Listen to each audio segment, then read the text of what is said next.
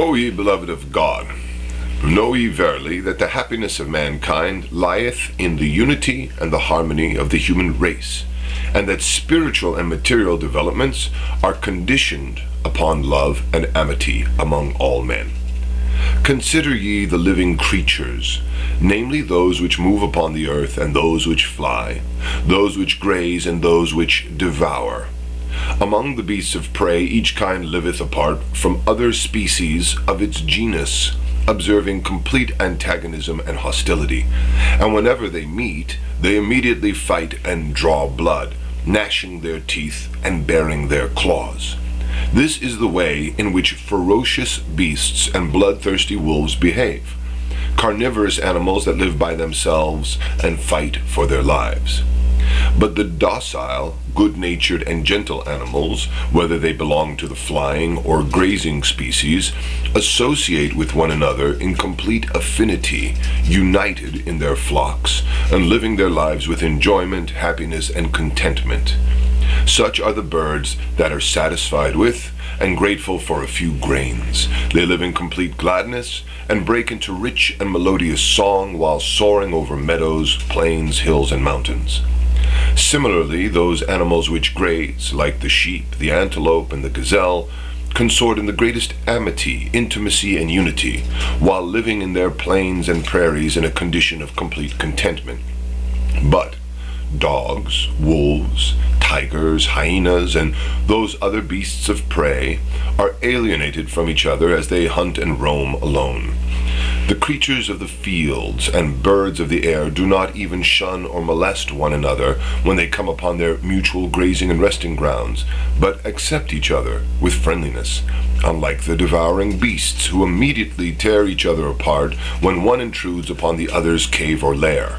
Yea, even if one merely passeth by the abode of another, the latter at once rusheth out to attack, and if possible, kill the former. Therefore, it hath been made clear and manifest that in the animal kingdom also love and affinity are the fruits of a gentle disposition, a pure nature, and praiseworthy character, while discord and isolation are characteristic of the fierce beasts of the wild. The Almighty hath not created in man the claws and teeth of ferocious animals. Nay, rather hath the human form been fashioned and set with the most comely attributes, and adorned with the most perfect virtues. The honor of this creation and the worthiness of this garment, therefore, require man to have love and affinity for his own kind, nay, rather, to act towards all living creatures with justice and equity.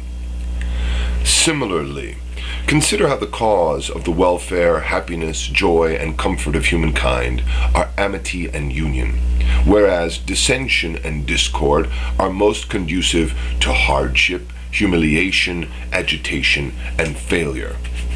But 1,000 times, alas, that man is negligent and unaware of these facts, and daily doth he strut abroad with the characteristics of a wild beast. Lo! At one moment he turneth into a ferocious tiger, at the next he becometh a creeping venomous viper. But the sublime achievements of man reside in those qualities and attributes that exclusively pertain to the angels of the supreme concourse. Therefore, when praiseworthy qualities and high morals emanate from man, he becometh a heavenly being, an angel of the kingdom, a divine reality, and a celestial effulgence. On the other hand, when he engageth in warfare, quarreling, and bloodshed, he becometh viler than the most fierce of savage creatures. For if a bloodthirsty wolf devoureth a lamb in a single night, man slaughtereth 100,000 in the field of battle, strewing the ground with their corpses, and kneading the earth with their blood. In short, man is endowed with two natures. One tendeth towards moral sublimity and intellectual perfection, while the other turneth to bestial degradation and carnal imperfections. If ye travel the countries of the globe, ye shall observe on one side the remains of ruin and destruction, while on the other ye shall see the signs of civilization and development. Such desolation and ruin are the result of war, strife, and quarreling, while all development and progress are fruits of the lights of virtue, cooperation, and concord.